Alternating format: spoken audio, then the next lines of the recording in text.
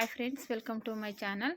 ಈ ಡಿಸೈನ್ ಬಂದ್ಬಿಟ್ಟು ರೌಂಡ್ ಥರ ಒಂದು ಕ್ಯಾಪ್ ಇಟ್ಕೊಂಡು ರೌಂಡ್ ಶೇಪಲ್ಲಿ ಕಟ್ ಮಾಡಿ ಸ್ಟಿಚ್ ಮಾಡ್ತಾ ಇರುವಂಥದ್ದು. ಇದನ್ನು ನಾನು ಎರಡು ನೆಕ್ ಬಂದ್ಬಿಟ್ಟು ಸ್ಕ್ವೇರ್ ನೆಕ್ಕಲ್ಲಿ ಬರುತ್ತೆ. ಮಧ್ಯದಲ್ಲಿ ಕೆಳಗಡೆ ಬಾಕ್ಸ್ ಟೈಪಲ್ಲಿ ಅದನ್ನು ಬೇರೆ ಬಾರ್ಡ್ರ್ ಕೊಡಬೇಕು ಕೆಳಗಡೆ. ಆ ಕಡೆ ಈ ಕಡೆ ಮಾತ್ರ ನಾನು ಇಲ್ಲಿ ಸ್ಟಿಚ್ ಮಾಡ್ತಾ ಇದ್ದೀನಲ್ಲ, ಆ ಥರ ರೌಂಡ್ ಶೇಪಲ್ಲಿ ಕ್ಯಾನ್ವಸ್ ಇಟ್ಕೊಂಡು ರೌಂಡಾಗಿ ಅದೇನು ಕಟಿಂಗ್ ಮಾಡಿದ್ದೀವಲ್ಲ ಆ ಶೇಪಲ್ಲಿ ಸ್ಟಿಚ್ ಮಾಡ್ಕೋಬೇಕು. ಅದು ಕ್ಯಾನ್ವಸ್ ಕೆಳಗಡೆ ಇಟ್ಕೊಂಡಿದ್ದೀನಿ, ನಾನು ಲೈನಿಂಗ್ನ ಕಟ್ ಮಾಡಿದ್ದೀನಿ. ಇವಾಗ ಅದ್ರ ಮೇಲೆ ಇಟ್ಕೊಂಡು ಐರನ್ ಇದ್ದರೆ ಐರನ್ ಮಾಡ್ಕೋಬೋದು. ನಾನು ಐರನ್ ಏನು ಮಾಡಿಲ್ಲ. ಹಾಗೆಯೇ ಅದೇನು ಶೇಪು ರೌಂಡ್ ಶೇಪಲ್ಲಿ ಅದು ಒಂದು ಕ್ಯಾಪಲ್ಲೋ ಇಲ್ಲ ವಿಕ್ಸ್ ಡಬ್ಬಿಲೋ ಅದರಲ್ಲಿ ಇಟ್ಕೊಂಡು ಕಟ್ ಮಾಡ್ಕೋಬೇಕಾಗುತ್ತೆ ಆ ಡಿಸೈನ್ನ. ನಾನೊಂದು ಕ್ಯಾಪಲ್ಲಿ ಸೈಜ್ ನೋಡಿಕೊಂಡು ಕಟ್ ಮಾಡ್ಕೊಂಡಿದ್ದೀನಿ. ಇಲ್ಲ ವಿಕ್ಸ್ ಡಬ್ಬಿ ದೊಡ್ಡದು ಬರುತ್ತಲ್ಲ ಅದನ್ನ ಇಟ್ಕೊಂಡು ನೀವು ಕಟ್ ಮಾಡ್ಕೋಬೋದು. ಅಂದರೆ ಅದನ್ನು ಕಟ್ಟಿಂಗ್ ವಿಡಿಯೋ ನೋಡಿದ್ರೆ ಗೊತ್ತಾಗುತ್ತೆ. ಈ ರೀತಿ ಕಟ್ ಮಾಡಿಕೊಂಡು ಕ್ಯಾನ್ವಾಸ್ನ ಅಟ್ಯಾಚ್ ಮಾಡ್ಕೊಂಡಿದ್ದೀನಿ. ಈಗ ಬ್ಲೌಸ್ ಪೀಸ್ ಮೇಲಿಟ್ಟು ಇನ್ಔಟ್ ಮಾಡ್ಕೊಳ್ಳೋದು ಅಷ್ಟೇ. ಇದು ತುಂಬ ನೀಟಾಗಿ ಕೂತ್ಕೊಳ್ಳುತ್ತೆ ಡಿಸೈನು. ಇವಾಗ ಈ ರೀತಿ ನಾವು ಅದೇನು ಡಿಸೈನ್ ಸ್ಟಿಚ್ ಮಾಡಿದ್ದೀವಲ್ಲ ಅದೇ ರೀತಿಯೇ ಸೇಮ್ ನಾವು ಫಸ್ಟ್ ಕ್ಯಾನ್ವಾಸ್ ಸ್ಟಿಚ್ ಮಾಡ್ಕೊಂಡ್ವಿ. ಇವಾಗ ಲೈನಿಂಗ್ ಮೇಲೆ ಅದನ್ನು ಸ್ಟಿಚ್ ಮಾಡ್ಕೋಬೇಕು. ಬ್ಲೌಸ್ ಪೀಸ್ ಮೇಲೆ ಲೈನಿಂಗ್ ಇಟ್ಟು ಸ್ಟಿಚ್ ಮಾಡ್ಕೋಬೇಕು. ಕ್ಯಾನ್ವಾಸು ಒಳಗಡೆ ಹೋಗಬೇಕು. ಆ ರೀತಿ ಇಟ್ಕೊಂಡು ಸ್ಟಿಚ್ ಮಾಡ್ಕೋಬೇಕು. ಅದೇನು ಡಿಸೈನ್ ಇದೆ ಅದೇ ರೀತಿ ನಾವು ಸ್ಟಿಚ್ ಮಾಡಿರ್ತೀವಲ್ಲ, ಹಂಗಾಗಿ ಅದೇ ಅಂದರೆ ರೌಂಡ್ ಶೇಪ್ ಇರೋದ್ರಿಂದ ಅಲ್ಲಲ್ಲಿ ಸೂಜಿನ ಕೆಳಗೆ ಇಳಿಸಿ ತಿರುಗಿಸ್ಕೊಳ್ಳಿ. ಹಂಗೆ ತಿರುಗಿಸ್ಕೊಂಡ್ರೆ ನೀಟಾಗಿ ಫಿನಿಶಿಂಗ್ ಬರೋಲ್ಲ. ನೀವು ಮೂಲೆ ಬಂದಾಗ ಆ ಸೂಜಿನ ಕೆಳಗೆ ಇಳಿಸ್ಬಿಟ್ಟು ತಿರುಗಿಸಿ. ನಾನಿಲ್ಲಿ ತಿರುಗಿಸ್ತಾ ಇದ್ದೀನಲ್ಲ ಆ ರೀತಿ. ಆಗ ತಿರುಗಿಸಿದಾಗ ಏನಾಗುತ್ತೆ, ನೀಟಾಗಿ ಕುತ್ಕೊಳ್ಳುತ್ತೆ. ಅದು ಒಂಥರ ಕ್ರಾಸಾಗಿರುತ್ತಲ್ಲ ಅಲ್ಲಿ ನೀಟಾಗಿ ಕುತ್ಕೊಳ್ಳುತ್ತೆ. ಆ ರೀತಿ ಸ್ಟಿಚ್ ಮಾಡಿಕೊಂಡು ಆಮೇಲೆ ಎಕ್ಸ್ಟ್ರಾ ಅದು ಬಟ್ಟೆ ತೆಗೆದು ನ್ಯಾಚ್ ಹಾಕ್ಕೋಬೇಕು ನೀಟಾಗಿ. ಅಲ್ಲಿ ಇದು ರೌಂಡು ಇದೆಯಲ್ಲ ಅಲ್ಲಿ ಸ್ವಲ್ಪ ನೀಟಾಗಿ ನ್ಯಾಚ್ ಹಾಕ್ಕೋಬೇಕಾಗುತ್ತೆ. ನೀಟಾಗಿ ನ್ಯಾಚ್ ಹಾಕಿದ್ರೇ ಅದು ತಿರ್ಗೋದು. ನ್ಯಾಚ್ ಹಾಕಲಿಲ್ಲ ಅಂದರೆ ಅಲ್ಲಿ ಗಂಟು ಥರ ಸಿಗಾಕೊಂಡ್ಬಿಡುತ್ತೆ. ಹಾಗಾಗಿ ಅಲ್ಲಿ ನೀಟಾಗಿ ನೀವು ಸಣ್ಣದಾಗಿ ನ್ಯಾಚ್ ಹಾಕ್ಕೋಬೇಕಾಗುತ್ತೆ. ನ್ಯಾಚ್ ಹಾಕಿದ್ರೇ ಅದು ಫಿನಿಶಿಂಗು ನೀಟಾಗಿ ಕುತ್ಕೊಳ್ಳೋದು. ನಾನು ಇಲ್ಲಿ ಹಾಕ್ತಾಯಿದ್ದೀನಲ್ಲ ಆ ರೀತಿ ಅಲ್ಲೆಲ್ಲಿ ಕ್ರಾಸ್ ಇದೆ ಮೇಲೆ ಎಲ್ಲ ತವನು ಅಂದರೆ ಆಮೇಲೆ ಸ್ಟಿಚ್ ಮಾಡಿರ್ತೀರ ನೋಡ್ಕೊಂಡು ಹಾಕಬೇಕು. ಇಲ್ಲಾಂದರೆ ಸ್ಟಿಚಿಂಗು ಕಟ್ಟಾಗ್ಬಿಡುತ್ತೆ. ನೋಡ್ಕೊಂಡು ತುದಿಗೆ ಕಟಿಂಗ್ ಮಾಡ್ಕೋಬೇಕು. ಇವಾಗ ಇದನ್ನು ಉಲ್ಟಾ ತಿರುಗಿಸ್ಕೊಂಡು ಆಮೇಲೆ ಇದನ್ನು ಮಾಮೂಲಿ ಮೇಲ್ಗಡೆ ಒಂದು ಪಾಯಿಂಟ್ ಹೊಲಿಗೆ ಹಾಕ್ಕೊಳ್ಳೋದು ಅಷ್ಟೇ. ಇದನ್ನು ಈ ರೀತಿ ಕೈಯಲ್ಲೇ ತಿರುಗಿಸ್ಬೋದು. ಇಲ್ಲ ಸೂಜಿಲಿ ಇಲ್ಲ ಕತ್ರಿಲಿ ಬೇಡ. ಕತ್ರಿಲಿ ಚೂಪಿದ್ರೆ ತೂತಾಗ್ಬಿಡುತ್ತೆ. ದೊಡ್ಡ ಸೂಜಿ ಇದ್ದರೆ ಸೂಜಿಲಿ ಸ್ವಲ್ಪ ಹಿಂಗೆ ಆ ಕಡೆ ಈ ಕಡೆ ಹೇಳ್ಕೊಂಡ್ರು ನೋಡುತ್ತೆ. ನಾನು ಕೈಯಲ್ಲೇ ಮಾಡ್ತಾಯಿದ್ದೀನಿ. ಈ ರೀತಿ ನಾನು ಫ್ರಂಟ್ಗೂ ಮಾಡಿದ್ದೀನಿ, ಬ್ಯಾಕ್ಗೂ ಇದೇ ಶೇಪ್ ಮಾಡಿದ್ದೀನಿ. ಆಮೇಲೆ ಸ್ಲೀವ್ಸ್ಗೂ ಇದೇ ರೀತಿ ಅದು ತೋರಿಸ್ತೀನಿ. ಈ ರೀತಿ ನೀಟಾಗಿ ಅದನ್ನ ಲೈನಿಂಗ್ ಬಟ್ಟೆ ಇದನ್ನು ಎಳ್ಕೋಬೇಕು. ಆ ಕಡೆ ಈ ಕಡೆ ಎಳ್ಕೊಂಡು ನೀಟಾಗಿ ಮಾಡ್ಕೋಬೇಕು. ಈಗ ಇದ್ರ ಮೇಲೆ ನೀಟಾಗಿ ಪಾಯಿಂಟ್ ಹೊಲಿಗೆ ಹಾಕ್ಕೊಂಡ್ರೆ ನೀಟಾಗಿ ಬರುತ್ತೆ ನೋಡಿ. ಒಂಚೂರು ಆ ಕಡೆ ಈ ಕಡೆ ಹೆಚ್ಚು ಕಮ್ಮಿ ಏನೂ ಬರೋಲ್ಲ, ನೀಟಾಗಿ ಬರುತ್ತೆ. ಈ ರೀತಿ ಎರಡು ಕಡೆ ಪೀಸ್ ಬರುತ್ತೆ. ಮಧ್ಯೆ ಬಾರ್ಡರ್ದು ಅಟ್ಯಾಚ್ ಮಾಡ್ಕೋಬೇಕು ನಾವು. ಹಂಗಾಗಿ ನೀಟಾಗಿ ಆ ಕಡೆ ಒಂದು ಪೀಸ್ ಈ ಕಡೆ ಒಂದು ಪೀಸು ಸ್ಟಿಚ್ ಮಾಡ್ಕೋಬೇಕು. ಇವಾಗ ಈ ಕಡೆ ಹೇಗೆ ಮಾಡಿದ್ದೀನೋ ಆ ಕಡೆ ಪೀಸನ್ನು ಸೇಮ್ ಇದೇ ರೀತಿಯೇ ಫಸ್ಟ್ ಕ್ಯಾನ್ವಸ್ಸು ಸ್ಟಿಚ್ ಮಾಡಿಕೊಂಡು ಆಮೇಲೆ ಲೈನಿಂಗ್ ಬಟ್ಟೆ ಇಟ್ಟು ಸ್ಟಿಚ್ ಮಾಡ್ಕೋಬೇಕು.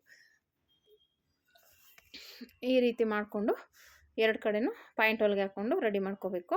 ನಾನು ಮಧ್ಯಕ್ಕೆ ಬಂದುಬಿಟ್ಟು ಅದು ಇಂಟು ಮಾರ್ಕ್ ಥರ ಅವ್ರು ನಮ್ಗೆ ಹೇಳಿದ್ದು. ಆದರೆ ಅವ್ರು ಡೀಪ್ ಜಾಸ್ತಿ ಹಾಕಲ್ಲ. ಅದನ್ನು ಯಾವ ರೀತಿ ಮಾಡೋದಪ್ಪ ಅಂದ್ಬಿಟ್ಟು ಯೋಚನೆ ಮಾಡಿ ನಾನು ಇಂಟು ಮಾರ್ಕ್ ಥರ ಸ್ಟಿಚ್ ಮಾಡಿ ಕೆಳಗಡೆ ಓಪನ್ ಜಾಸ್ತಿ ಬರುತ್ತೆ ಬೆನ್ನು ಕೆಳಗಡೆ. ಆವಾಗ ಏನು ಮಾಡಿದೆ, ನಾನು ಈ ಬ್ಲೌಸ್ ಪೀಸನ್ನೇ ಅಟ್ಯಾಚ್ ಮಾಡಿದ್ದೀನಿ. ಅದನ್ನು ಇವಾಗ ತೋರಿಸ್ತೀನಿ. ಅದನ್ನು ಸ್ಟಿಚ್ ಮಾಡಿದ್ದೀನಿ. ಯಾಕೆ ಅಂದರೆ ಆ ಥರ ಬೆನ್ನು ಡೀಪ್ ಹಾಕ್ಕೊಳ್ಳೋರಿಗೆ ಸರಿ ಹೋಗುತ್ತೆ. ಇವ್ರು ಸ್ವಲ್ಪ ಡೀಪ್ ಹಾಕಲ್ಲ. ಆದರೆ ಡಿಸೈನ್ ಬೇಕು ಅಂತ ಹೇಳಿದಾಗ ನಾನು ಅದಕ್ಕೆ ಅಡ್ಜಸ್ಟ್ ಮಾಡಿ ರೆಡಿ ಮಾಡಬೇಕಾಗುತ್ತೆ. ಒಬ್ಬರಿಗೆ ಕಂಫರ್ಟಬಲ್ ಇರೋಲ್ಲ ಆ ಥರ ಹಾಕ್ಕೊಳ್ಳೋಕ್ಕೆ, ಒಬ್ಬೊಬ್ರಿಗೆ ಹಾಕ್ಕೊಂಬಿಡ್ತಾರೆ, ಏನೂ ಆಗೋಲ್ಲ. ಹಾಗಾಗಿ ಇವ್ರಿಗೆ ಕಂಫರ್ಟಬಲ್ ಆಗೋಲ್ಲ. ಮತ್ತೆ ಅದು ಹಾಕ್ಕೊಟ್ರು ಮತ್ತೆ ಅದು ಏನಾದರೂ ಡಿಸೈನ್ ಮಾಡಿ ಆ ಥರ ಹಾಕ್ಕೊಳ್ಳೋಕ್ಕಾಗಲ್ಲ ಅಂತ ಹೇಳ್ತಾರೆ ಅಂದ್ಬಿಟ್ಟೆ ನಾನು ನಮ್ಮ ರೆಗ್ಯುಲರ್ ಕಸ್ಟಮರ್ ಆಗಿರೋದ್ರಿಂದ ಅವ್ರು ಹೇಗೆ ಅಂತ ತಿಳ್ಕೊಂಡಿರೋದ್ರಿಂದ ನಾನೇನು ಮಾಡ್ತೀನಿ, ಅವ್ರಿಗೆ ಅದನ್ನು ರೆಡಿ ಮಾಡಿ ಕೊಡ್ತೀನಿ. ನೋಡಿ ಇವಾಗ ಎರಡು ಕಡೆನೂ ರೆಡಿ ಆಯಿತು. ಇವಾಗ ಇದ್ರದ್ದು ಕೆಳಗಡೆ ಬಾರ್ಡರ್ ಬಂದ್ಬಿಟ್ಟು ಆರೆಂಜ್ ಕಲರ್ ಬಂದಿದೆ ನೋಡಿ, ಈ ಥರ ಇದೆ. ಇದು ಲೈನಿಂಗ್ ಹಾಕಿ ನಾನು ಎರಡು ಕಡೆನೂ ಸ್ಟಿಚ್ ಮಾಡಿ ಉಲ್ಟಾ ತಿರುಗಿಸ್ಕೊತೀನಿ. ಆಮೇಲೆ ಮಧ್ಯೆ ಕ್ಯಾನ್ವಾಸ್ ಕೊಡ್ತೀನಿ. ಯಾಕಂದರೆ ಕ್ಯಾನ್ವಾಸ್ ಕೊಟ್ಟರೆ ಸ್ಟಿಫಾಗಿ ಕುತ್ಕೊಳ್ಳುತ್ತೆ. ಯಾಕಂದರೆ ಪಟ್ಟಿ ಥರ ಆ ಕಡೆ ಈ ಕಡೆ ಇಂಟು ಮಾರ್ಕ್ ಥರ ಕೊಡೋದ್ರಿಂದ ಸ್ಟಿಫಾಗಿ ಕುತ್ಕೊಳ್ಳಿ ಅಂತ ನಾನು ಬಾರ್ಡರ್ನ ಈ ಥರ ಕ್ಯಾನ್ವಾಸ್ ಕೊಟ್ಟು ಉಲ್ಟಾ ತಿರುಗಿಸ್ಕೊಂಡು ಕೆಳಗಡೆ ಲೈನಿಂಗ್ ಕೊಟ್ಟು ಉಲ್ಟಾ ತಿರುಗಿಸಿ ರೆಡಿ ಮಾಡ್ಕೋಬೇಕಿದು ಈ ಡಿಸೈನ್ಗೆ. ಆಮೇಲೆ ಬಾರ್ಡರ್ ಮಾತ್ರ ಕೊಡ್ತಾಯಿದ್ದೀನಿ, ಅದಕ್ಕೆ ಆಪೋಸಿಟಾಗಿ ಚೆನ್ನಾಗಿ ಕಾಣಿಸುತ್ತೆ ಅಂತ. ಇವಾಗ ಬ್ಯಾಕ್ಗೆ ಬಾರ್ಡರ್ ಬರ್ತಿತ್ತಲ್ಲ ಆ ಬಾರ್ಡರ್ನೇ ತೊಗೊಂಡು ನಾನು ಈ ರೀತಿ ಕೊಡ್ತಾ ಇರೋದು. ಈ ರೀತಿ ಕ್ಯಾನ್ವಸ್ ಎಲ್ಲ ಹಾಕಿ ಸ್ಟಿಚ್ ಮಾಡಿಕೊಂಡ್ರೆ ಅದು ಆ ಕಡೆ ಈ ಕಡೆ ಇರುತ್ತಲ್ವ, ಮಧ್ಯ ಸಪೋರ್ಟ್ಗೆ ಕ್ಯಾನ್ವಸ್ ಕೊಟ್ಟರೆ ನೀಟಾಗಿ ಕುತ್ಕೊಳ್ಳುತ್ತೆ ಅಂತ. ಈ ರೀತಿ ಎರಡು ಕಡೆನೂ ಸ್ಟಿಚ್ ಮಾಡಿ ಅದನ್ನ ಇನ್ನೌಟ್ ಮಾಡಿಕೊಂಡು ಕ್ಯಾನ್ವಾಸ್ ಒಳಗಡೆ ಹೋಗಬೇಕು, ಲೈನಿಂಗ್ ಕೆಳಗಡೆ ಬರಬೇಕು. ಆ ರೀತಿ ಮಾಡಿ ಸ್ಟಿಚ್ ಮಾಡ್ಕೋಬೇಕು. ಈ ರೀತಿ ಅಂದರೆ ಇದನ್ನು ಎರಡು ಕಡೆನೂ ಸ್ಟಿಚ್ ಮಾಡಿಬಿಡೋದು, ಉಲ್ಟಾ ತಿರುಗಿಸ್ಕೊಳ್ಳೋದು. ನಾವು ಡೋರಿನೆಲ್ಲ ತಿರುಗಿಸ್ಕೊತೀವಲ್ಲ ಆ ಥರ ತಿರುಗಿಸ್ಕೊಂಡಾಗ ಏನಾಗುತ್ತೆ, ಇದು ಕ್ಯಾನ್ವಾಸು ಒಳಗಡೆ ಹೋಗುತ್ತೆ. ಆಮೇಲೆ ಮೇಲೆ ಸ್ಟಿಚ್ ಹಾಕ್ಕೊಂಡು ಅದೇ ನಮಗೆ ಏನು ಅಳತೆ ಮೆಜರ್ಮೆಂಟ್ ತೊಗೊಂಡಿರ್ತೀವಲ್ಲ ಅದಕ್ಕೆ ಕರೆಕ್ಟಾಗಿ ಅದನ್ನು ಇಟ್ಕೊಂಡು ಸ್ಟಿಚ್ ಮಾಡ್ಕೋಬೇಕಾಗುತ್ತೆ. ನೀವೇನಾದರೂ ಫಸ್ಟ್ ಟೈಮ್ ನನ್ನ ಚಾನಲ್ ನೋಡ್ತಿದ್ರೆ ಸಬ್ಸ್ಕ್ರೈಬ್ ಮಾಡ್ಕೊಳ್ಳಿ ಫ್ರೆಂಡ್ಸ್, ಹೀಗೆ ಸಪೋರ್ಟ್ ಮಾಡಿ ಫ್ರೆಂಡ್ಸ್. ಈ ರೀತಿ ಮಾಡ್ಕೋಬೇಕು.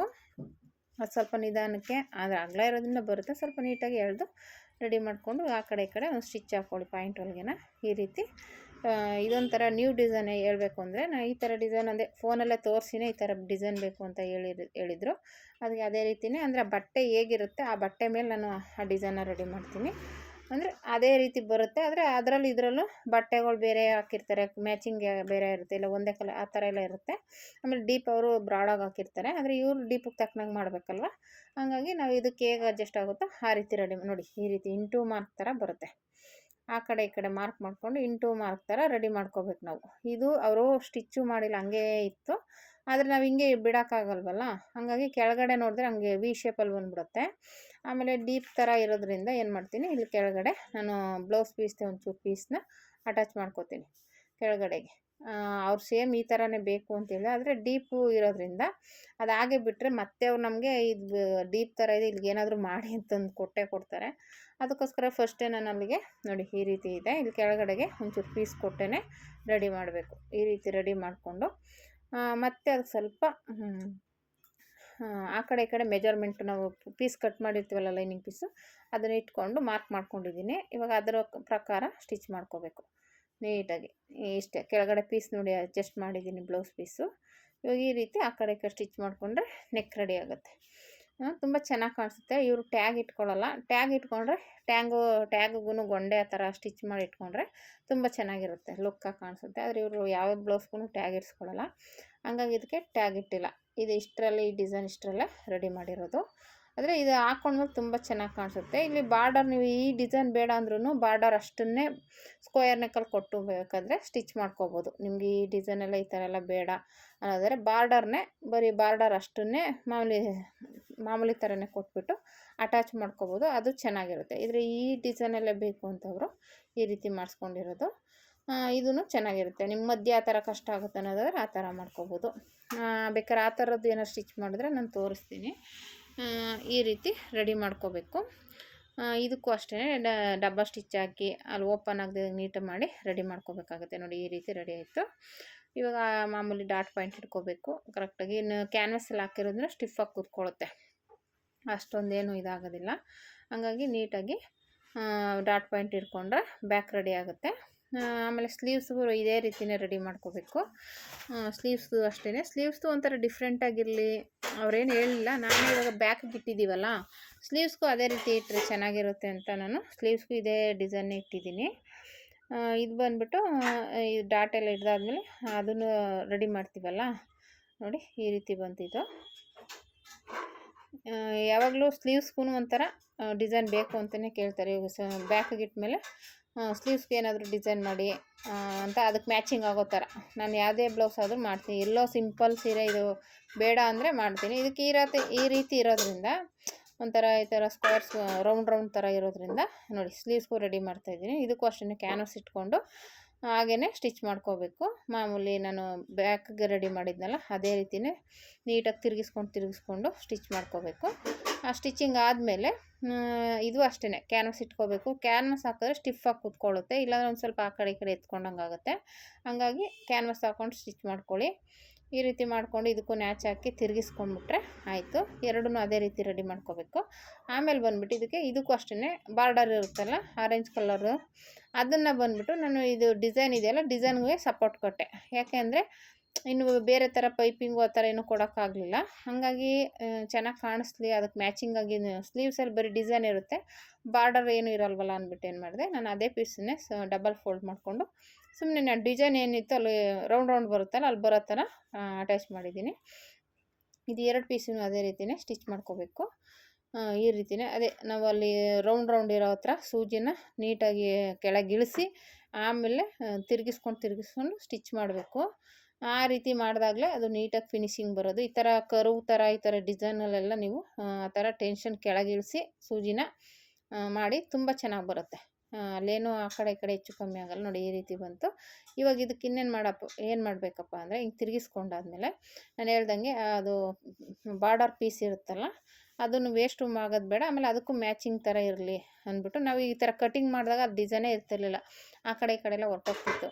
ಅದಕ್ಕೋಸ್ಕರ ನಾನೇನು ಮಾಡಿದೆ, ಅದನ್ನು ಸಪ್ರೇಟಾಗಿ ಆ ಪೀಸ್ನ ತೊಗೊಂಡು ಇವಾಗ ಇದಕ್ಕೆ ಸಪ್ರೇಟಾಗಿ ಅಟ್ಯಾಚ್ ಮಾಡೋದು. ಡಬಲ್ ಫೋಲ್ಡ್ ಮಾಡ್ಕೊಂಬಿಟ್ಟು ಇವಾಗ ಫಸ್ಟ್ಗೆ ಇದಕ್ಕೆ ಪಾಯಿಂಟ್ ಹೊಲಿಗೆ ಹಾಕ್ಕೊಂಬಿಡೋಣ. ಇವಾಗ ಪಾಯಿಂಟ್ ಹೊಲಿಗೆ ಹಾಕ್ಬಿಟ್ಟು ಸುತ್ತ ಸ್ಟಿಚ್ಚಿಂಗ್ ಹಾಕ್ಕೊಂಬಿಟ್ಟು ಆಮೇಲೆ ಅದೇನು ಪೀಸ್ ಬರುತ್ತೆ ಅದನ್ನು ಅಟ್ಯಾಚ್ ಮಾಡಿಕೊಂಡ್ರೆ ರೆಡಿ ಆಗುತ್ತೆ. ಬ್ಯಾಕಿಗೂ ಮ್ಯಾಚಿಂಗ್ ಆಗುತ್ತೆ, ಸ್ಲೀವ್ಸ್ಗೂ ಮ್ಯಾಚಿಂಗ್ ಆಗುತ್ತೆ. ನೋಡಿ ಈ ಥರ ಪಟ್ಟಿ ಥರ ಡಬಲ್ ಫೋಲ್ಡ್ ಮಾಡಿ ಸ್ಟಿಚ್ ಮಾಡ್ಕೊಂಬಿಟ್ಟು ಇವಾಗ ಇದನ್ನೇನಿಲ್ಲ, ಇವಾಗ ನೋಡಿ ಇದು ಬ್ಲೌಸ್ ಪೀಸ್ ಈ ಥರ ಇಟ್ಕೊಂಡು ಸ್ಟಿಚ್ ಮಾಡೋದು. ಅದೇನು ಡಿಸೈನ್ ಇದೆ ಅದೇ ಥರ ನೋಡಿ. ಇಷ್ಟೇ ಇದು. ಈ ಥರ ಸ್ಟಿಚ್ ಮಾಡೋದ್ರಿಂದ ಡಿಸೈನ್ ಆಗು ಕಾಣಿಸುತ್ತೆ, ಮ್ಯಾಚಿಂಗು ಆಗುತ್ತೆ. ಬ್ಯಾಕ್ ಡಿಸೈನ್ ಒಂಥರ ಇರುತ್ತೆ, ಎರಡಕ್ಕೂ ಮ್ಯಾಚ್ ಆಗುತ್ತೆ ಡಿಸೈನ್. ಈ ಥರ ನೋಡಿ ತುಂಬ ಚೆನ್ನಾಗಿ ಕಾಣಿಸುತ್ತೆ. ಈ ರೀತಿ ಟ್ರೈ ಮಾಡಿ ಫ್ರೆಂಡ್ಸ್. ಹೇಗೆ ಬಂತು ಅಂತ ಕಮೆಂಟ್ ಮಾಡಿ. ತುಂಬ ಚೆನ್ನಾಗಿ ಬಂದಿದೆ ಈ ಬ್ಲೌಸ್ ಅಂತೂ. ತುಂಬ ಇಷ್ಟ ಆಯಿತು ಅವ್ರಿಗೆ. ನೋಡಿ ತುಂಬ ಚೆನ್ನಾಗಿ ಕಾಣಿಸ್ತಾ ಇದೆ, ಬ್ಯಾಕು ಫ್ರಂಟು ಎರಡೂ. Thank you for watching friends.